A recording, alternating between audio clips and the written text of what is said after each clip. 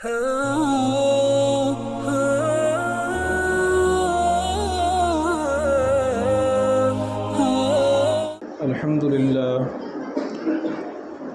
لله وكفى وسلام على عباده الذين اصطفى أما بعد قال الله تبارك وتعالى في القرآن المجيد والفرقان الحميد أعوذ بالله من الشيطان الرجيم بسم الله الرحمن الرحيم والذين يكنزون الذهب والفضة ولا ينفقونها في سبيل الله فبشرهم بعذاب أليم صدق الله العظيم۔ محترم بزرگوں اور دوستوں، رمضان المبارک کا جو محترم اور مقدس مہینہ اللہ تبارک و تعالی نے ہمیں عطا فرمایا تھا، وہ بڑی تیزی سے گزر رہا ہے۔ آج کون سا روزہ ہے؟ کسی کو یاد ہے کہ یاد بھی نہیں ہے؟ آج روزہ کون سا ہے؟ اچھا، ماشاءاللہ۔ تو بڑی تیزی کے ساتھ یہ آدھا مہینہ ختم ہو گیا ہے، اور یہ عجیب و غریب اللہ تبارک و تعالیٰ کی طرف سے مہینہ دیا گیا تھا۔ شرابیوں نے شراب چھوڑ دی تھی، داڑھی کٹانے والوں نے طے کر لیا تھا اب ایک مہینہ اپنے چہرے پہ استورہ نہیں لگاؤں گا، گناہ کرنے والوں نے طے کر لیا تھا اب گناہ نہیں ہوگا، بے نمازیوں نے طے کر لیا تھا اب خدا کے سجدے نہیں چھوٹیں گے، مسجدیں بھر گئی تھیں، قرآن کی تلاوت کثرت سے ہونے لگی تھی، مسجد میں ہر وقت کوئی نہ کوئی اللہ کو یاد کرنے والا بندہ بیٹھ کر اللہ اللہ کر رہا تھا۔ عجیب و غریب اللہ تبارک و تعالیٰ کی طرف سے ایک تبدیلی تھی پورے نظام کے اندر، پورے سسٹم کے اندر، اور یہ اس کی برکات سے ہم محظوظ ہو رہے تھے کہ اس کے 15 دن ختم ہو گئے۔ لیکن بزرگوں اور دوستوں، ابھی جو سمے باقی ہے، ابھی جو وقت بچا ہوا ہے، اس کو ہمیں ایک ایک لمحہ اس کا تول کر استعمال کرنا چاہیے، زیادہ سے زیادہ فائدہ اٹھانا چاہیے۔ عام طور پر دیکھو، جب سیزن ہوتا ہے تو ایک دوسرے سے پوچھتے بھائی سیزن کیسا جا رہا ہے؟ ارے پوچھو مت، بہت بہترین سیزن جا رہا ہے۔ 2-3 سالوں میں ایسا سیزن نہیں گیا تھا، لاک ڈاؤن کی وجہ سے حالات خراب تھے، اب تو مارکیٹ کا پوچھنا کیا، بہترین سیزن جا رہا ہے، ایسا پوچھتے ہیں نا بھائی۔ تو جب کاروبار کے لیے اور دنیاوی ترقیوں کے لیے اور مال و دولت کے لیے سیزن پوچھا جاتا ہے تو یہ نیکیوں کا سیزن ہے، یہ تقوی کا سیزن ہے، یہ اللہ کو راضی کرنے کا سیزن ہے، یہ تلاوت قرآن کا سیزن ہے، یہ تسبیح اور ذکر کا سیزن ہے۔ ایک دوسرے سے پوچھنا چاہیے سیزن کیسا جا رہا ہے، کتنے پارہ تم نے تلاوت کیا، آج تم نے صبح سے افطار تک شام تک کوئی گناہ تو نہیں کیا، زبان تمہاری غلط تو نہیں چلی، نگاہ تمہاری غلط تو نہیں اٹھی، کانوں نے میوزک تو نہیں سنا، موبائل تم نے غلط تو نہیں دیکھا۔ ایک دوسرے سے سوال ہونا چاہیے، پوچھنا چاہیے بھائی سیزن کیسا جا رہا ہے۔ اگر خدا نہ خواستہ کوئی گناہ ہو گیا ہے توبہ کر لو، اللہ کی طرف سے تو معافی کے اعلان ہو رہے ہیں۔ سحری سے لے کر کے افطار تک ہر گھڑی مقبول ہے۔ روایات مختلف ہیں، بعض روایتوں میں ہے افطار کے وقت دعا قبول ہوتی ہے، بعض روایات میں ہے سحر کے وقت دعا قبول ہوتی ہے۔ ایک روایت میں آپ کو بہترین سنا رہا ہوں، کیا بولتے ہیں، بمپر آفر، کیا بولتے ہیں، بہترین روایت سنا رہا ہوں۔ سحری سے لے کر کے افطار تک اللہ کی طرف سے قبولیت کی گھڑی دی گئی ہے۔ بندہ جو بھی مانگ لے، میرا روزے دار کچھ بھی مانگ لے، اللہ کی طرف سے قبولیت کے فیصلے ہیں۔ آفر ہے یہ ہم لوگوں کے لیے، چلتے پھرتے، اٹھتے بیٹھتے، سوتے جاگتے، جو بھی ضرورت ہو اپنے اللہ سے کہنا چاہیے، اے اللہ یہ قبولیت کی گھڑی ہے، یہ مقدس مہینہ آپ نے دیا، رمضان آپ نے دیا، بھوک میں نے آپ کے لیے برداشت کی، پیاس کی سختیاں میں آپ کے لیے جھیل رہا ہوں، میری یہ ضرورت سن لیجئے، میرا فلاں کام اٹکا ہوا ہے، میرا مال پھنسا ہوا ہے، میرے پیسے پھنسے ہوئے ہیں، میری بیٹی جوان ہو گئی ہے، میرا لڑکا جوان ہو گیا ہے، میرے پاس گھر نہیں۔ اپنی ضرورتیں مخلوق کے سامنے رونے کے بجائے اللہ کے سامنے رو، اللہ سے کہو اے اللہ میری یہ ضرورت ہے، میری یہ ضرورت ہے۔ اللہ کیسے نہیں سنے گا؟ رمضان میں خصوصیت کے ساتھ اللہ کی طرف سے یہ اعلان ہوتا ہے اور قبولیت کی گھڑیاں چل رہی ہیں۔ تو بزرگوں اور دوستوں، ہمیں اس سے فائدہ اٹھانا چاہیے۔ رمضان میں ایک اور اہم عمل جو ہم اور آپ کرتے ہیں، بہت سے حضرات کرتے ہیں، وہ زکوٰۃ کا ہے۔ مجھے اصل اسی ٹاپک پہ بات کرنی تھی تھوڑی دیر۔ وہ زکوٰۃ کا ہے۔ دیکھو زکوٰۃ کے معاملے میں پہلی بات تو یہ ہے کہ جیسے نماز فرض ہے، روزہ فرض ہے، ایسے ہی زکوٰۃ فرض ہے۔ مال کی ایک مخصوص مقدار پر، صاحب نصاب پر زکوٰۃ ایسے ہی فرض ہے جیسے روزہ اور نماز فرض ہے۔ اگر کوئی روزے اور نماز کا انکار کر دے گا تو کافر ہو جائے گا، ایسے ہی زکوٰۃ کا اگر کوئی انکار کر دے گا تو کافر ہو جائے گا۔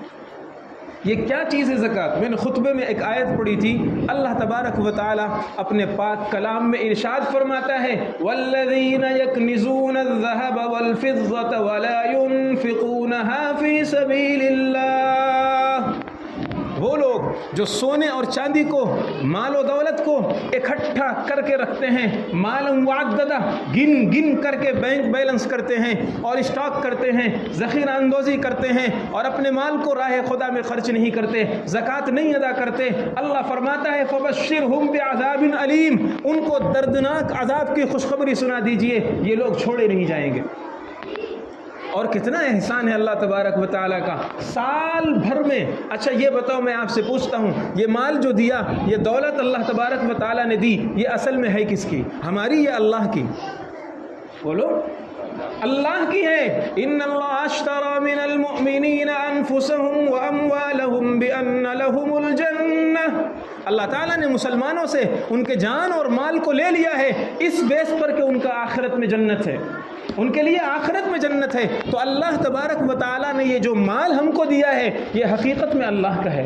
اب اگر اللہ تبارک و تعالیٰ یہ کہتا بندے تو جتنا کھا لے، جتنا پہن لے، اس کے بعد پورا جو بچے وہ سب کا سب تجھے راہ خدا میں دینا ہے، سب غریبوں کو دینا ہے، تو بھی اللہ تبارک و تعالیٰ کہہ سکتا تھا، اللہ تعالیٰ کر سکتا تھا، لیکن اللہ تعالیٰ نے یہ نہیں فرمایا خوب کماؤ، خوب حلال کماؤ، اس کا 2.5% سال میں نکال دیا کرو، خوب کماؤ، صرف اور صرف 2.5% آپ کو نکالنا ہے، زکوٰۃ جس پر فرض ہے اس کو نکالنا ہے، اور وہ بھی سال میں نکالنا ہے، اور اس کے لیے بھی بہت سی شرطیں ہیں جن میں سے میں کچھ کا بھی تذکرہ کروں گا۔ پھر دوسری بات یہ ہے کہ پچھلی قوموں میں جب کوئی اللہ کے راستے میں کوئی چیز دیتا تھا تو وہ چیز قابل استعمال نہیں ہوتی تھی، کوئی فقیر، کوئی غریب اسے استعمال نہیں کر سکتا تھا۔ کسی آدمی نے زکوٰۃ نکالا، کسی آدمی نے صدقہ نکالا، حکم ہوتا تھا اس صدقے کو جنگل میں یا کسی جگہ پر رکھ دو، آسمان سے ایک آگ آتی تھی اور اس صدقے کو جلا کر کے راکھ کر دیتی تھی۔ قرآن پاک میں اس کا اشارہ موجود ہے، حابیل اور قابیل کو حضرت آدم علیہ السلام نے فرمایا اللہ کی راہ میں قربانی پیش کرو، اذ قربا قربانا، دونوں نے قربانی پیش کی، ایک نے بکری کی قربانی پیش کی، ایک نے اناج اور غلے کی قربانی پیش کی، فتقبل من احدہما ولم يتقبل من الاخر، حابیل کی قربانی کو قبول کیا گیا۔ کیا مطلب قبول کیا گیا؟ علامہ آلوسی فرماتے ہیں رحمت اللہ علیہ، آسمان سے ایک آگ آئی اور اس نے حابیل کی قربانی کو جلا کر راکھ کر دیا۔ یہ پچھلی زمانے میں، پچھلی امتوں میں، پچھلے قوموں میں صدقے کو اگر آسمان سے آگ جلا کر ختم کر دیتی تھی یہ اللہ کی طرف سے قبولیت کی نشانی ہوتی تھی۔ خدا کا شکر ادا کیجئے، تؤخذ من اغنیائہم وترد الی فقرائہم، نبی پاک کی برکت سے اللہ تبارک و تعالی نے یہ احسان فرمایا، ہمارا مال ہمارے ہی لوگوں میں خرچ کیا جا رہا ہے۔ یہ 2.5% ہم نکالیں گے، یہ گٹر میں نہیں جائے گا، نالیوں میں نہیں جائے گا، ادھر ادھر نہیں پھینکا جائے گا، تؤخذ من اغنیائہم وترد الی فقرائہم، یہ زکوٰۃ نکالی جائے گی اور زکوٰۃ نکال کر کے اپنے ہی لوگوں میں خرچ کی جائے گی، کیونکہ آدیش ہوتا ہے، حکم ہے، مستحب ہے۔ زکوٰۃ پہلے اپنے سب سے قریبی سرکل میں دیکھو، آپ کا بھائی محتاج ہے، آپ کی بہن غریب ہے، اس کے پاس نصاب کے بقدر کوئی چیز نہیں ہے، پریشان حال ہے، دوسروں کو زکوٰۃ دینے سے زیادہ افضل یہ ہے کہ اپنے بھائی کی مدد کیجیے، اپنے بہن کی مدد کیجئے، رشتہ داروں کی مدد کیجئے۔ مفتیوں سے پوچھئے رشتہ داروں میں سے کس کو ہم زکوٰۃ دے سکتے ہیں، کس کو نہیں دے سکتے۔ یہ احسان ہے اللہ تبارک و تعالیٰ نے نبی پاک کی برکت سے ہمیں یہ احسان دیا، احسان کیا ہمارے اوپر کہ ہماری زکوٰۃ جو ہم 2.5% نکال رہے ہیں یہ بھی ہمارے لوگوں کے کام آ رہی ہے۔ اچھا یہاں ایک سوال پیدا ہوتا ہے، بہت سے لوگ سمجھتے ہیں زکوٰۃ ہم پر فرض نہیں ہے، جو بہت مالدار ہوں گے ان پر زکوٰۃ فرض ہے۔ ایسے ہی ایک غلطی حج کے بارے میں لوگ سمجھتے ہیں، لوگ یہ سمجھتے ہیں کہ ہم پر حج فرض نہیں ہے، جو بہت مالدار ہوگا، جو اپنی سب بیٹیوں کی شادی کر چکا ہوگا، جو بہت بینک بیلنس بنا چکا ہوگا اور بہت کما چکا ہوگا اور زندگی کے سارے شوق اور انجوائے پورے کر چکا ہوگا، اب قبر کا انتظار کر رہا ہوگا، اب اس پر حج فرض ہوگا۔ نہیں میرے بزرگوں اور دوستوں، ایسا نہیں ہے۔ زکوٰۃ کس پر فرض ہے؟ میں مسائل عام طور پر بیان نہیں کرتا ہوں مجمع میں، لیکن چونکہ زکوٰۃ کے مسئلے بہت اہم ہیں اور اللہ جزائے خیر دے آپ لوگوں کو کہ اگر نہ بیان کیا جائے تو پوچھیں گے بھی نہیں، اس لیے تھوڑے تھوڑے موٹے موٹے مسائل جسے کہتے ہیں وہ میں آپ کو بتا رہا ہوں آسانی سے سمجھنے کے لیے۔ زکوٰۃ کس پر فرض ہے؟ دیکھیے 4 طریقے کا مال ہوتا ہے، 4 طریقے کا مال: سونا، چاندی، کرنسی روپیہ پیسہ، اور بزنس کا سامان، مال تجارت اس کو بولتے ہیں۔ جیسے دکان میں اسٹاک کرا دیا کسی نے، مال بھرا دیا، تو وہ یہ 4 مال ہیں: سونا، بولو بولو بولو، سونا، چاندی، روپیہ پیسہ اور بزنس کا سامان۔ یہ بات یہاں تک سمجھ میں آئی؟ یہ سب کے سب ان میں سے کوئی ایک یا چاروں مکس کر کے، ان میں سے کوئی ایک یا چاروں مکس کر کے اگر 48,000 روپے تک پہنچ جائے، آج کا ریٹ بتا رہا ہوں، آج میں دیکھ کر آیا ہوں، چاندی کا جو ریٹ چل رہا ہے اس کے حساب سے 46,889 روپے بیٹھتے ہیں۔ 47,000 آپ پکڑ لیجئے، آپ چھوٹا چھوٹا راؤنڈ فگر بولتے ہیں، چلو 47,000 پکڑ لیجئے۔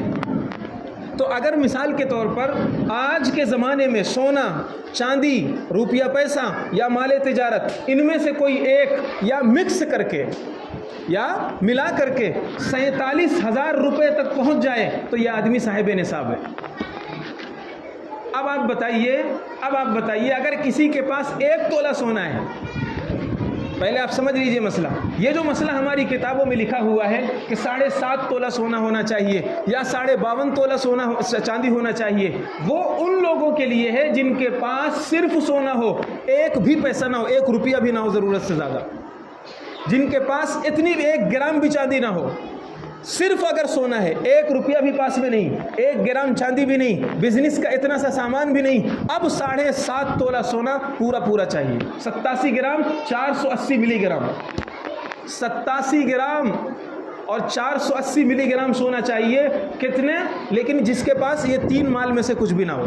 لیکن آج کے زمانے میں کون ایسا ہوگا جس کے پاس 10 روپے نہ ہو، جس کے پاس 2 روپے نہ ہوں؟ اس لیے یہ صورتحال ہوتی ہے کہ آدمی کے پاس سونا بھی ہوتا ہے، تھوڑے سے پیسے بھی رہتے ہیں، عام طور پر ایسا ہے۔ تو اگر کسی کے پاس 1 تولہ سونا بھی ہوا اور تھوڑے سے 10 20 40 50 100 200 روپے ہوئے تو اب ان دونوں کو ملایا جائے گا، اور اگر دونوں کی قیمت 47,000 تک پہنچ رہی ہے تو یہ نصاب کا مالک ہو گیا۔ اسی طرح اس پر سال گزر گیا تو زکوٰۃ فرض ہو جائے گی۔ اب میں آپ سے پوچھتا ہوں، کتنے ایسے لوگ ہوں گے جن پر زکوٰۃ فرض ہے؟ بہت لوگ ایسے مل جائیں گے آپ کو۔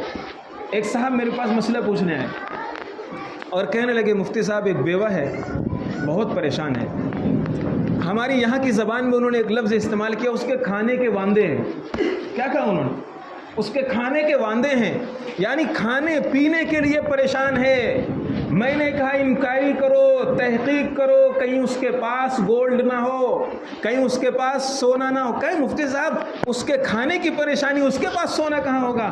میں نے کہا عورتیں سب سے زیادہ اگر کسی چیز سے محبت کرتی ہیں تو زیور سے کرتی ہیں۔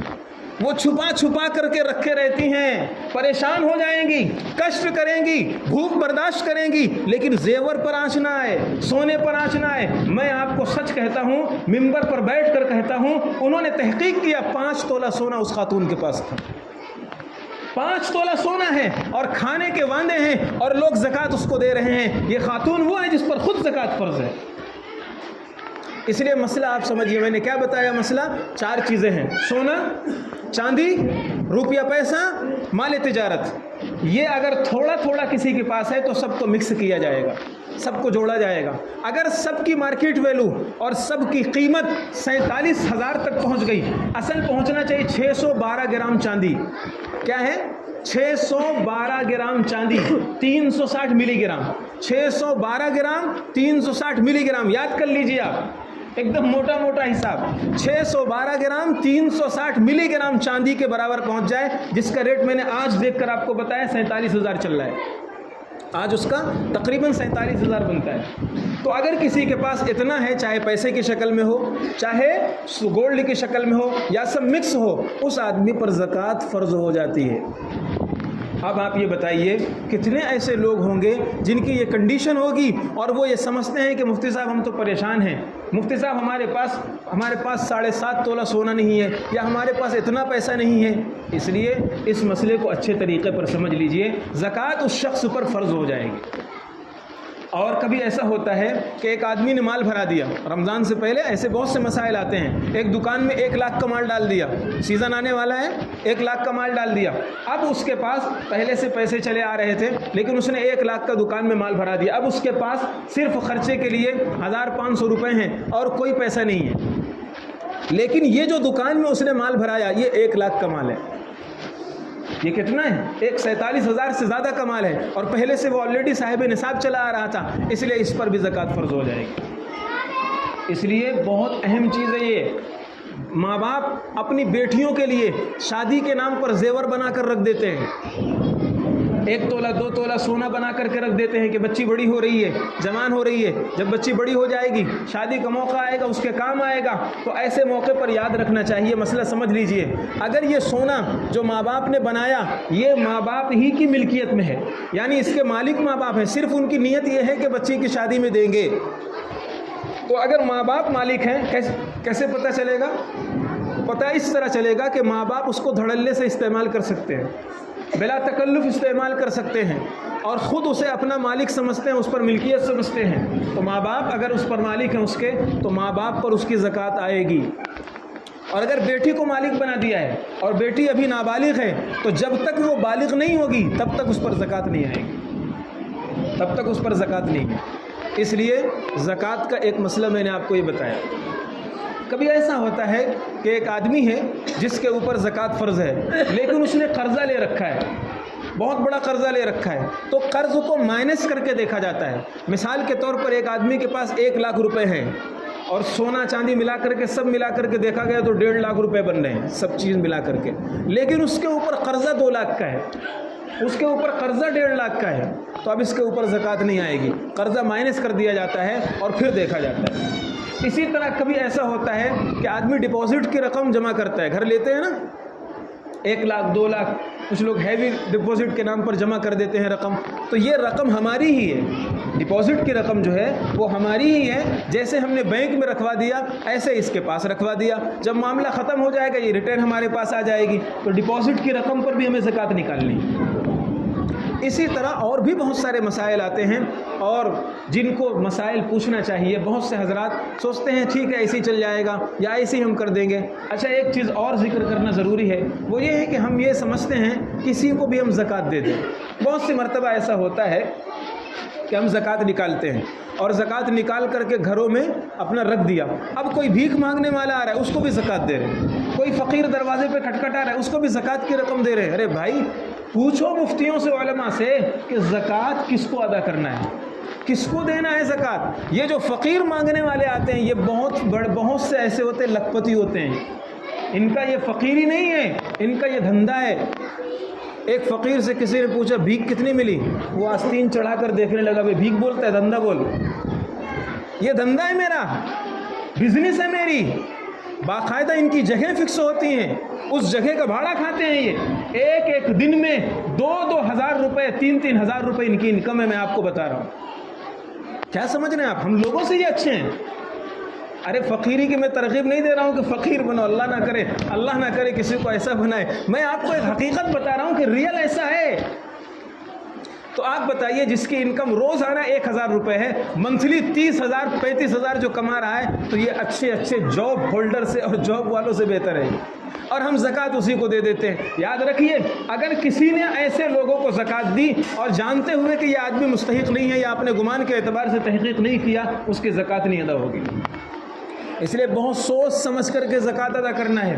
جس طرح زکوٰۃ نکالنا فرض ہے، زکوٰۃ نکالنا ضروری ہے، ایسے ہی زکوٰۃ کو صحیح ٹھکانے میں لگانا، صحیح مصرف تک پہنچانا، یہ بھی ذمہ داری ہماری ہے. ہم نے سوچا ہم نے زکوٰۃ نکال لی، اب کسی کو بھی دے دیں، مانگنے والوں کو دے دیں. بہت سے لوگ نان مسلم کو دے دیتے ہیں. فقیر آیا مانگنے کے لیے، بھیک مانگنے والا آیا، ہم نہیں تحقیق کر رہے ہیں مسلمان ہے غیر مسلم ہے، اٹھایا زکوٰۃ کی رقم دے دیا. بزرگوں اور دوستوں نان مسلم کو زکوٰۃ نہیں دے سکتے، زکوٰۃ نہیں ادا ہوتی. اور ہم نے تحقیق نہیں کیا، ہم نے پوچھا نہیں، بس ہم زکوٰۃ دے رہے.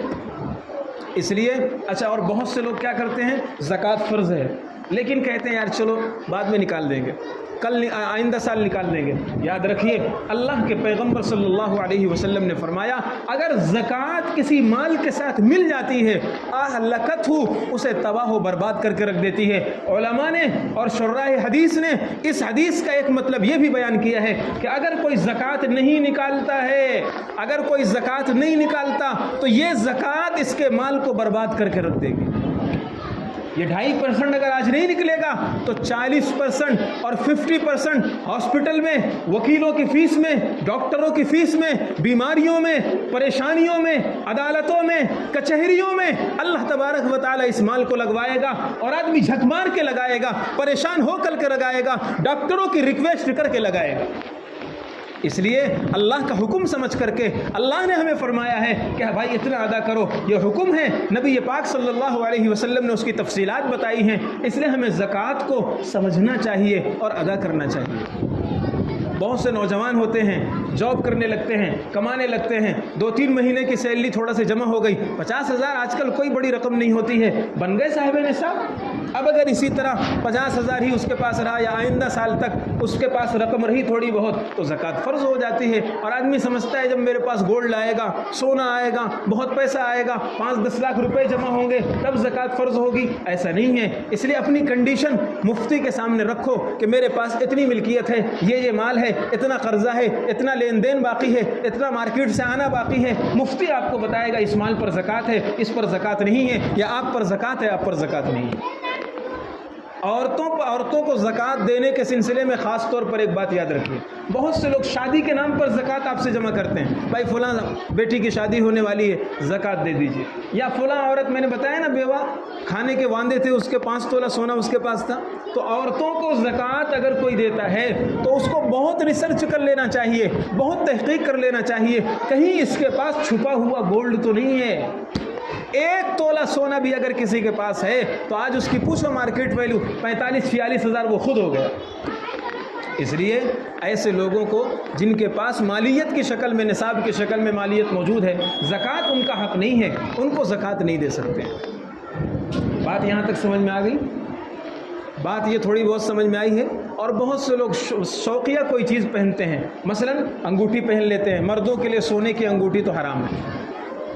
مرد کے لیے سونے کی انگوٹھی پہننا جائز نہیں ہے. ارے مفتی صاحب آپ نے کون سا مسئلہ بتا دیا، ہماری ساس نے ہم کو پہنایا تھا، ہم اس کو نہیں چھوڑ سکتے ہیں. نہیں بزرگوں اور دوستوں، ساس نے پہنایا تھا، بس آپ نے پہن لیا تھوڑی دیر کے لیے، اب اتار دیجئے، یا آپ کی ضرورت میں کام آئے گا. پہن نہیں سکتے اس کو، مرد اس کو پہن نہیں سکتا، حرام ہے.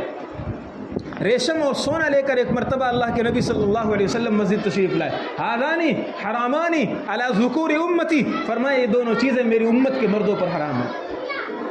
عورتوں کے لیے سونا عورت پہنے کوئی حرج کی بات نہیں. اس لیے بہت سے نوجوان کو دیکھا گیا ہے سونے کی چین پہن لیتے ہیں، سونے کی چین پہن لیتے ہیں. اب تو سونا اتنا مہنگا ہو گیا ہے، اب تو سب ایسے ہی چل رہا ہے، رول گول چل رہا ہے.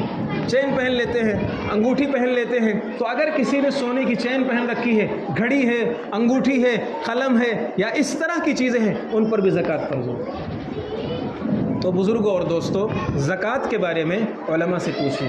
اور اس لیے میں کہہ رہا ہوں کہ ایک حدیث سنا کر بات ختم کرتا ہوں.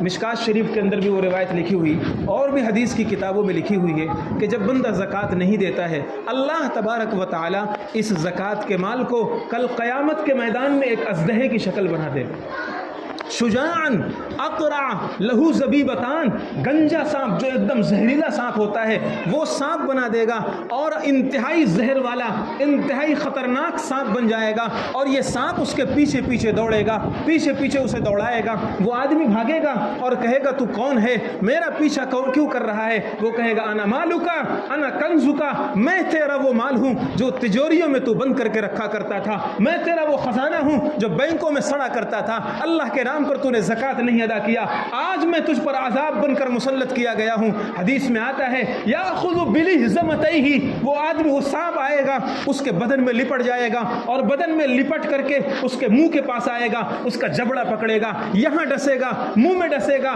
اور اس کے پورے بدن پر اس کے چہرے پر وہ سانپ ڈنک مارے گا، ڈستا رہے گا اور کہے گا انا مالکا انا کنزکا، میں تیرا خزانہ ہوں، میں تیرا مال ہوں جس کی تو زکوٰۃ نہیں ادا کرتا۔ کس کے لیے ہم چھوڑ رہے ہیں؟ ہماری اولادوں کے لیے، ہماری نسلوں کے لیے۔ راج کرے گا کوئی دوسرا اور عذاب ہوگا ہمیں، ہم زکوٰۃ اگر ادا نہیں کریں گے۔ قرآن پاک میں جو آیت میں نے پڑھی اس کے آگے اللہ تبارک و تعالیٰ فرماتا ہے تقوا، اس مال کو جہنم کی آگ میں دہکا دیا جائے گا، تپا دیا جائے گا، اور پھر اسی مال سے تقوا جباہہم، ان کے چہروں کو داغا جائے گا، پہلوؤں کو داغا جائے گا، گرم کر کے یہاں پر لگایا جائے گا، یہاں پر لگایا جائے گا، اور یہاں پر لگایا جائے گا، پورے بدن میں وہ گرم گرم زیور، گرم گرم مال اللہ کا عذاب بن کر کے اس کے پورے بدن میں چسپا کیا جائے گا۔ اس لیے بزرگوں اور دوستوں، علماء سے پوچھ کر کے اپنی زکوٰۃ ادا کرو، اپنی زکوٰۃ ادا کرو، اپنے آپ پر ظلم مت کرو۔ زکوٰۃ ادا کرنے سے کبھی مال ختم نہیں ہوتا، یہ اللہ کے پیغمبر کا وعدہ ہے، ما نقصت صدقۃ من مال، زکوٰۃ سے کبھی مال نہیں کم ہو سکتا۔ آپ کو لگے گا 2.5% کم ہو گیا ہے، لیکن یہ 2.5% گیا ہے، لائے گا کتنا؟ یہ 2.5% گیا ہے، کتنی بیماریاں لے کر گیا ہے، کتنی پریشانیاں لے کر گیا ہے، کتنی ہلاکتیں لے کر گیا ہے، کتنی تباہیاں لے کر گیا ہے، کتنی پریشانیاں لے کر گیا ہے۔ اللہ کے پیغمبر نے اسی لیے فرمایا بادروا بالصدقہ، لوگوں جھٹپٹ زکوٰۃ دے دیا کرو، اچھے سے صدقہ دے دیا کرو، جلدی سے صدقہ دے دیا کرو۔ فإن الصدقۃ فإن البلاء لا يتخطاها، اس لیے کہ مصیبتیں صدقے کو کراس نہیں کر پاتی ہیں۔ جب آدمی صدقہ دے دیتا ہے اللہ باؤنڈری لگا دیتا ہے، اب مصیبتیں آئیں گی، ٹکرا کر کے ریٹرن ہو جائیں گی، اس آدمی کے گھر پر، اس کے بیوی بچوں پر، اس کے مال اولاد پر، اس کی جان پر، اس کی عزت و آبرو پر اب یہ مصیبتیں اٹیک نہیں کریں گی، یہ ریٹرن واپس چلی جائیں گی۔ یہ میں آپ کو نہیں سنا رہا، اللہ کے پیغمبر نے حدیث میں فرمایا۔ اس لیے بزرگوں اور دوستوں، اپنے لیے اور اپنے گھر والوں کی سیفٹی کے لیے بھی ہم کو زکوٰۃ نکالنا ہے، تو سب نکالیں گے؟ اچھا، جس پر فرض بھی نہیں وہ بھی نکالے گا؟ مطلب علماء سے پوچھ کر، مفتیوں سے پوچھ لو، اگر اس کی کنڈیشن ایسی ہے، مفتی حضرات کہیں نہیں آپ پر نکالنا ہے، تو زکوٰۃ نکالنا پڑے گا، اور زکوٰۃ نکالنا فرض ہے۔ اللہ تبارک و تعالی عمل کی توفیق عطا فرمائے۔ وآخر دعوانا الحمد للہ رب العالمین۔